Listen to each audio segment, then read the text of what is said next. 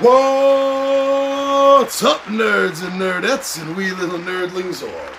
It's your buddy Big Johnny G for Two Gun Pixie presents Legendary Gaming. How's it going, everyone? Happy Monday. Welcome back to another episode. Now, as a child, one of my earliest nerdy geek loves was that of King Arthur. The stories of the Knights of the Round Table of Arthur and Galahad and Gawain and Kay. They fascinated me on a spiritual level, to my soul, my core. They spoke to me. I've never lost that love. And that's what I was wondering. I was wondering about Arthurian-based board games. There's a few out in the market. I have a few. They're fun, they're good. But where are more? I mean, it doesn't cost anything. It's a open IP because it's ancient mythology. You don't have to pay money to anyone to use King Arthur. Why don't we see more of these? I'm not sure. But we can talk about it. But also, thank you. Thank you, everyone that's been subscribing to the show, hitting that notification bell, and watching our episodes, as well as everyone that's been sharing them. Thank you for sharing our videos. I also want to say thank you from everyone here at Two Gun Pixie, because you go over and you check us out on Facebook, on Instagram, and Twitter. And that is so cool. Thank you for seeing what we're doing over there. We don't do a lot over there. We don't do a lot all the time, but we do things. So thank you for being there when we do. And as you know by now, we also have a Two Gun Pixie Zazzle store with some of our merch, like this. Just RPG-inspired, nerd, geek, goofiness. Things that made us laugh, chuckle, or just liked. So thank you for going over and taking a look to see if there's anything there that you like. All right, so yes, King Arthur, Knights of the Round Table. Getting so excited! We'll go down to our table and we'll talk about that as board games.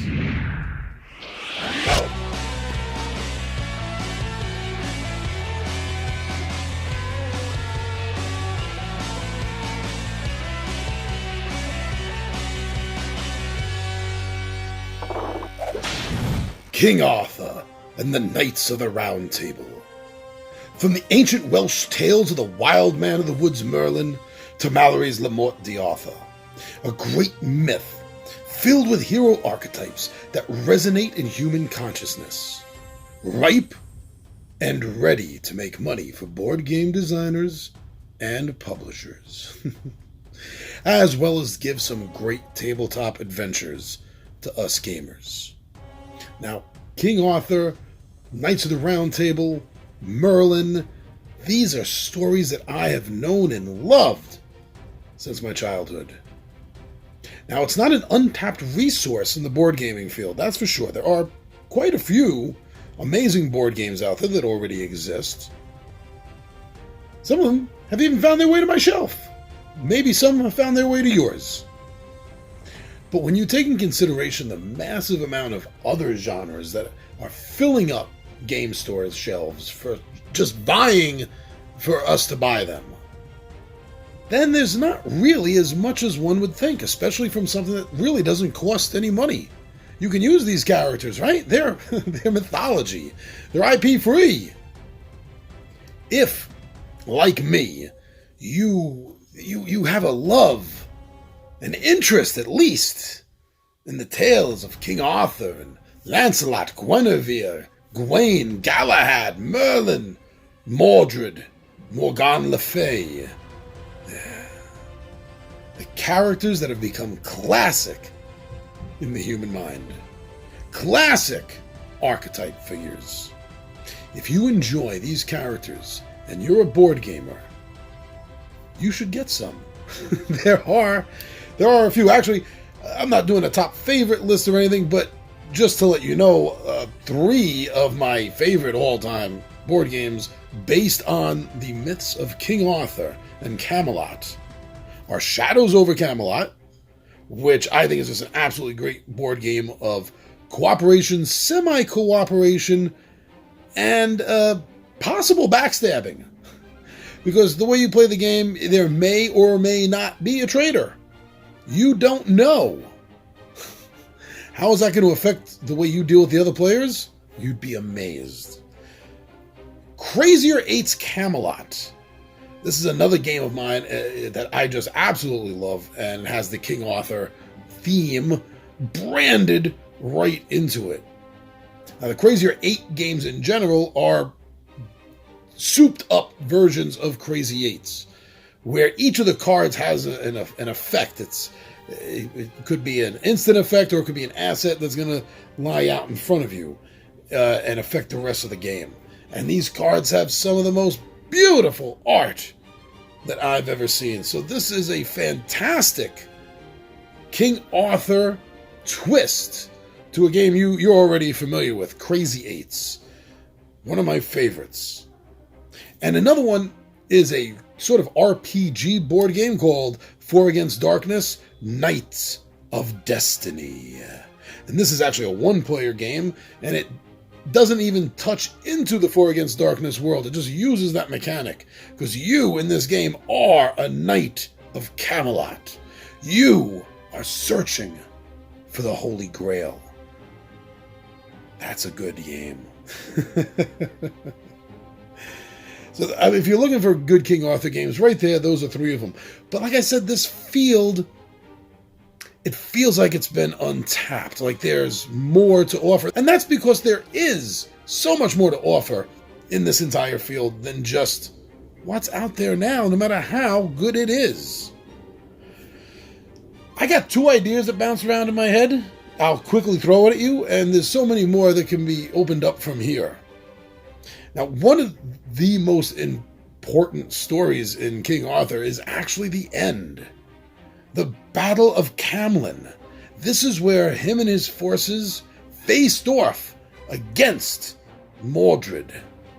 And as many, though not all of the tales say, they both slew each other.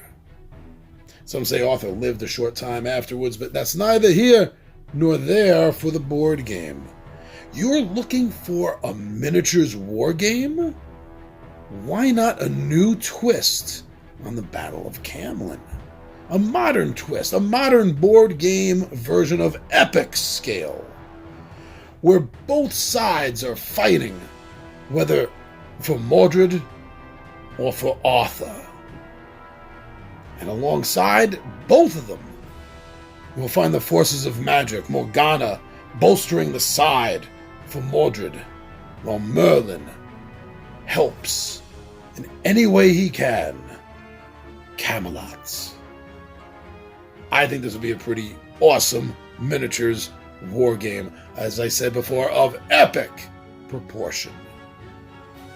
I was also thinking one of my oldest memories of King Arthur outside of Merlin and Excalibur has to be the story of Gawain and the Green Knight. Now, this would be a sort of board game, because it's very difficult to take that story exactly as it is and transpose it into a board game. But I was bouncing it around, and you could take sort of the general concept and build out from there. Like a two-player game. Obviously, I'm thinking this is definitely a two-player game where one takes on the role of Sir Gawain and the other the Green Knight. Now, like I said, you're going to have to depart a little bit from the story, but you still keep that entire King Arthur feel in here. So, like, the game would be broken up into 5 rounds. 4 seasons, because in the story, the Green Knight challenged anybody that wanted to take his axe and chop his head off. But in 1 year, 1 day, they would have to return the favor to him. Gawain decided to take up the offer, and sure enough, chopped off the Green Knight's head, and the Green Knight picked it up, put it back on his shoulders, and said, "I'll see you in 1 year and a day." So a year is broken up into 4 seasons, so I'm thinking 5 rounds in this game, 1 for each season, and then 1 for the extra day. Now, during the 4 seasons, the 4 rounds, the 2 players are going to be building up their chivalry. They're going to be going out on quests and doing acts and being involved in events that could take the morality one way or another, causing their chivalry to rise or fall. And this is going to be garnering them experience, skills, and maybe even certain blessings from the church. By the 5th round, that's the day before the event, so both players are going to get a chance to put everything together. It's going to be their preparation phase, so to speak. And then the two forces are going to meet. So Gawain and the Green Knight. I figure they'd add up their chivalry points, and the higher score beheads the lower. Little dull for a climax. So what about adding in a twist? The idea is not necessarily to get more points than your opponent, but to get as much. Because if both players are equal, then they together face Morgana.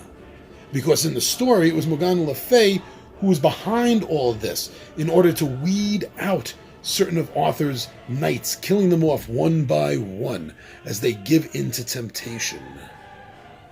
So that's the real trick in the game. Ending it where both your scores are the same or within the same scoring bracket. So then you can have an epic battle with Morgana. There's so much untapped with the King Arthur myths. I really would like to see more games based on this. Like I said, it is my favorite, but that's not the only reason. Not just because I love King Arthur, but because I do honestly believe it is a legitimate source material that needs to be tapped more. I mean, we have more Cthulhu games than we do King Arthur games. More zombie games than King Arthur games. Why not a few more about Camelot and the Knights of the Round Table? Well, thank you very much for joining me for this Midday Monologue Monday. I'm your buddy Big Johnny G. The Two Gun Pixie presents Legendary Gaming, and my friends, I am out of here.